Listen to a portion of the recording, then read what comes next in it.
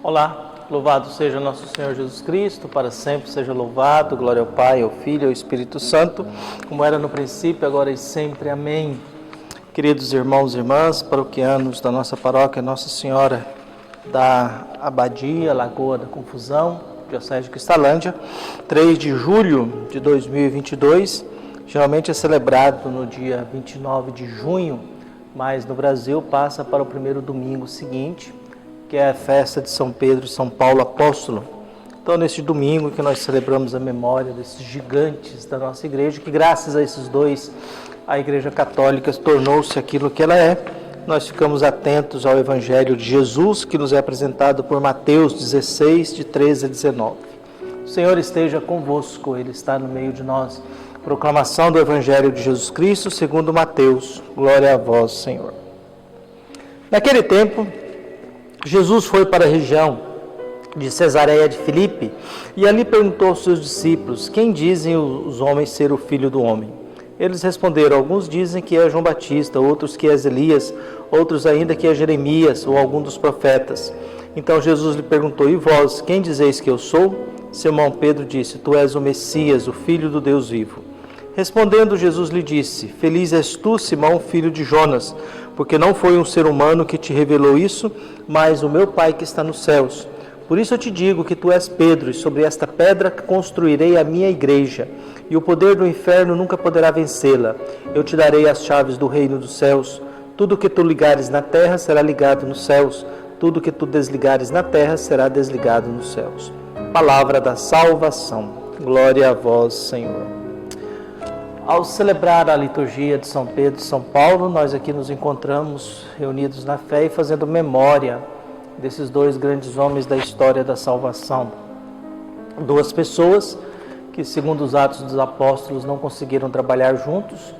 Pedro tinha uma experiência de vida e um caminho a seguir, seguiu a instituição, a Igreja Católica, o Papa.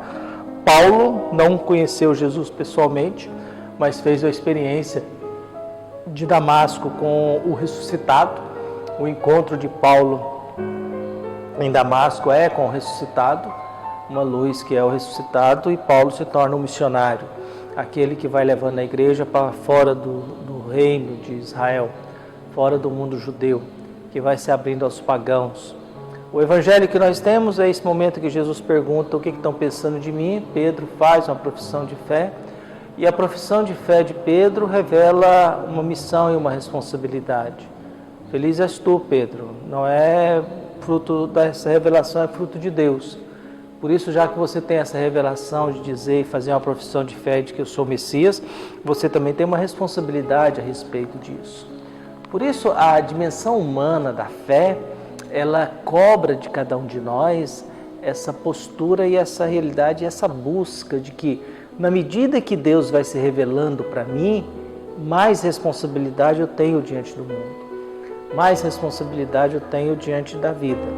Deus não vai cobrar nada de alguém que nunca teve oportunidade na vida de fazer uma experiência da presença dele, de alguém que nunca teve oportunidade na vida de fazer uma experiência de fé, de ter uma formação religiosa, de pertencer a uma cultura religiosa. Mas Deus vai cobrar daqueles que tomaram a decisão de receber o batismo. Deus vai cobrar e vai esperar e espera daqueles que fazem uma profissão de fé. E essa profissão de fé representa, às vezes, mudar de identidade. Tu és Pedro e pedra, sobre esta pedra fundarei a minha igreja. Ser o alicerce de uma igreja, ser o alicerce e a pedra fundamental que sustenta uma igreja. Essa é a missão de Pedro. Paulo já é o homem que vai em busca agora de levar a igreja a toda a humanidade. Paulo já é aquele que se converte depois de uma vida de ódio contra os cristãos, depois de perseguição. Possivelmente a morte de Santo Estevão está ligada e foi autorizada por Paulo, tanto que as roupas de Santo Estevão é jogada aos pés de Paulo. E Paulo, vendo aquilo, começa a se perguntar: mas em que esse cara acredita que morrer para ele não é problema? E o que move esse cara? O que move esse Estevão? Pedro agora tem essa responsabilidade de ser pedra, na qual essa igreja está fundamentada nela, que sustenta essa igreja. Por isso, a vida de oração, a nossa vida de comunhão, a nossa busca cada vez mais de se aproximar de Deus, ao celebrarmos hoje a festa de São Pedro e São Paulo, significa de pedir a Deus também que continue mandando homens desse calibre para o mundo de hoje.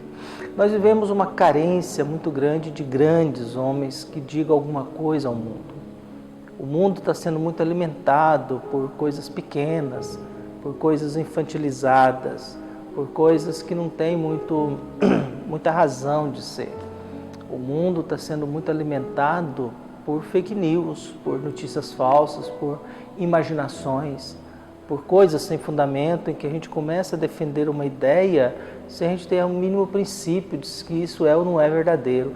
É muito interessante que as pessoas às vezes dão uma definição sobre algo no mundo como se o mundo fosse um mundo ingênuo, como a ciência fosse burra. As ideologias nesse mundo, ela é tão difícil da gente entender, que você, por um lado, você pode ser vítima de alguma coisa que a outra passou, falou a seu respeito e alguém começou a acreditar. Eu me recordo, anos atrás, uma jovem foi assassinada publicamente numa rua pela população, porque alguém criou uma história de que ela era macumbeira e que ela matava criancinhas e sequestrava criancinhas. E alguém soltou essa história e o povo da rua acreditou e matou uma mulher apaulada no meio da rua. Quer dizer, e ninguém é responsabilizado por isso. Isso passa e a gente finge que não é com a gente. A gente finge que não tem nada a ver com isso. É a pessoa que encontrou um corpo na rua e passa como se não fosse nada. Esse corpo é apenas um cachorro jogado por aí, os abutres comer. Como se não... Qual é a razão daquilo? Por isso, quando a gente faz memória de São Pedro e São Paulo, nós vivemos uma grande carência hoje de grandes pregadores. Tempos atrás morreu um confrade nosso, o Padre Galvão, faz parte de uma turma, de um estilo de missionários redentoristas, de padres pregadores que não existem mais. Que eram homens de grandes oratórias, grandes vozes, grande conteúdo, de grande movimentação pública. Esses padres não existem mais. Os padres assim que pregam apaixonadamente pelo Evangelho, eles não existem mais. Hoje a gente faz discurso e tira foto e posta. A gente vive em função da imagem, a gente não vive mais em função do conteúdo. A gente vive agora em função do que eu acho.